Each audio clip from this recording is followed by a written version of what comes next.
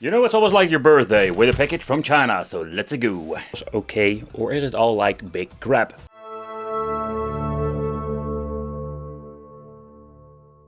Okay, so let's get a close look. So they're just using plastic bags now. So we're going to get 2 controllers in this kit. So the first impression is like, this thing is quite heavy. Like, wow, this feels kind of nice.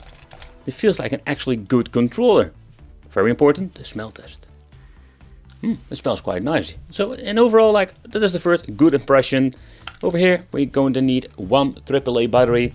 Then here at the bottom we're going to get the switch for player 1 and player 2. Everything that we're going to need. So I'm curious how these things will play.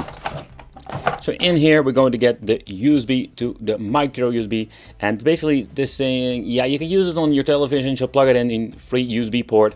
Or you need to get yourself a 5-volt charger. And then this tiny dongle, this is actually the game system. So yeah, actually that's it. Like, you plug it in, you basically plug in your micro USB and you're done. So you can play your games. So that's a quite interesting piece of technology. The Nuptop is a brand that I have reviewed before when it comes to handhelds. So a quick explanation how everything works. So let's take a close look at this tiny mini peeny instruction manual. So here it says like what you need to do, but there is nothing stating that you can basically add games to it. So that is always a question that with these devices. We do have a CF card in here. It doesn't even say how much it is, like in blanco. Oh boy. But let's say they're like system big games, so I'm guessing this thing will be like not even in 1 gigabyte. But let's take a close look at it, because there is one thing I wanted to try out. Alright, so we can add games to the stick itself. I just wanted to show you briefly here in this video. So you're going to get different folders. Also, when we're going to check the menu, it basically like shows exactly the same amount of different platforms that you can add your games to. It even has support for Sega Master System, or basically there are like some options to boot up the files, but they are placed in ROM. So I'm curious, maybe later on we can see if we can add some more kind of games. What is this stick capable of? Is it the same stick that they're going to resell, or is it just only a couple of emulators on this? Nevertheless, you can add games. Just wanted to show you. Just plug and play and drag and drop. Okay, so let's plug out my HDMI cable. And what I find always annoying about these dongles normally, that we can't plug it in.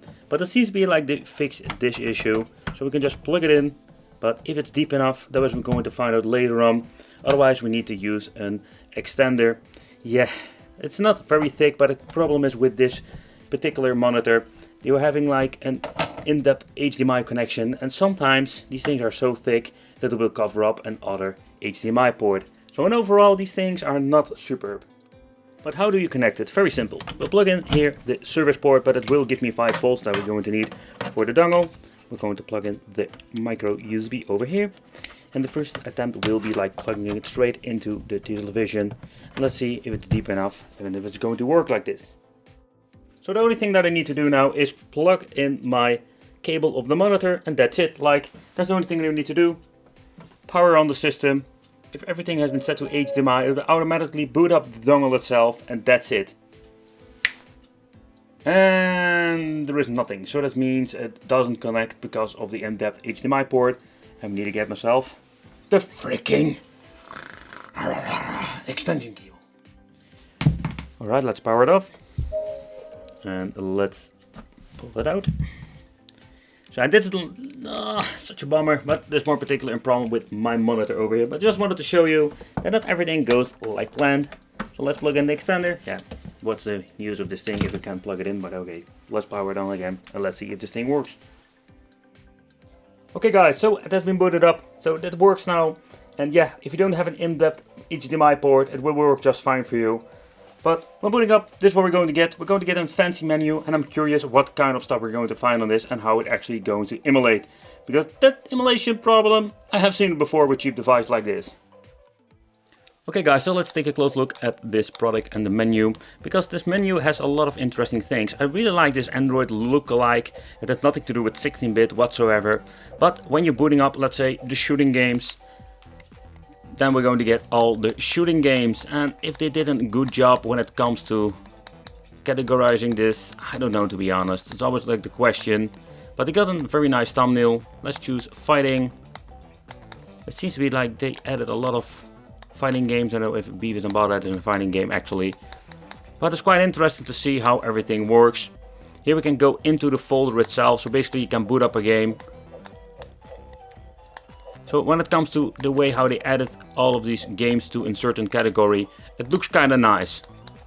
Especially when it comes to the thumbnail, stuff like that. But there was another thing I wanted to show you, which is quite interesting. But when pressing select and start in the game, we're going to get finally the option that I've been waiting for. So the quick load, quick save, we have seen it before. We're even going to get 5 slots for each game. So that's interesting. But here we're going to even have the option to have a full screen wide. And then we're going to get scaling up. In other words, it's 4:3 aspect ratio. So then we're even having the options to change out the region if you're having like different files on it. So this thing basically has everything that I always like wished for, because beginning of the review session with all this plug and play, we always was missing, even with the game system, the scale option, and we didn't have stuff like this. So they're trying to improve it. It's quite fascinating to see. This sounds good, this sounds good. So fun fact, the first time I booted it up, it went completely turbo mode. So what we need to do, I want to show you what I mean with that. So the region switch does work. So it has been set to PAL, seems to be. Let's put it on NTSC. See, nothing works anymore. So you just need to reboot the game again. That's what we're going to do. Let's reboot again.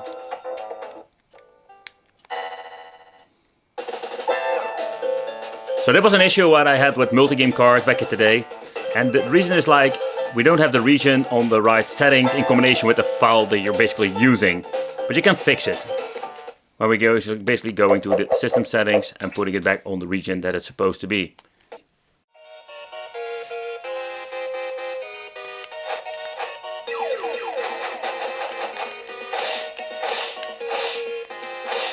Ow.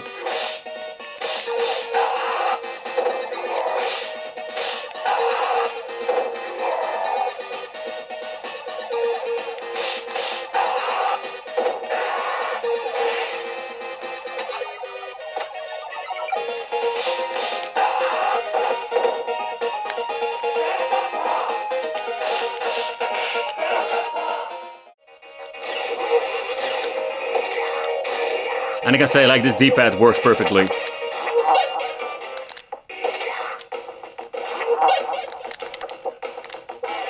Need to get used to it, so it's more like a personal handicap. Also, the music itself sounds great. And the reason I'm saying like I can't dream this soundtrack. I listen to this even in my freaking car.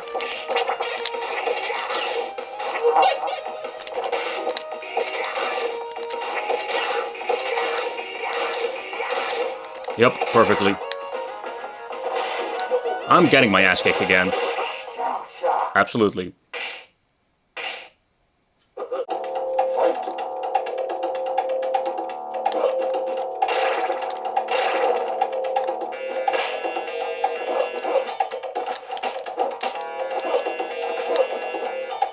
And the fun fact is like, it also recognizes the 6-button controller layout, so also that works fine. Alright guys, so let's do a quick teardown when it comes to the device. So the overall performance, I am very surprised with this. So the only thing I can do, there are no screws whatsoever. Let's get my toolkit.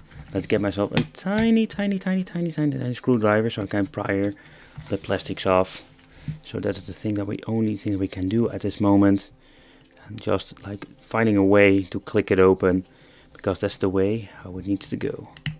Normally I will have a pry tool, but the pry tool I'm using at the moment is too big for this.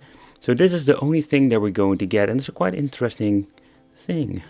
So over here we're going to get the communication for the wireless controllers. Ah man, they send off the information of the chip, so I have no idea like what they're using. But I find it just super fascinating. Stuff like this fascinates me, like how tiny the technology is becoming and like what you can do with it. Wireless connectivity for the controllers. Yeah, I don't know what kind of chip, but yeah, it don't need to be very powerful for 16-bit, but it runs kind of a weird Android lookalike and the operating system. Though it says here UBox 001 version 6, so there is not a lot of information on this. So let's put this back together. play.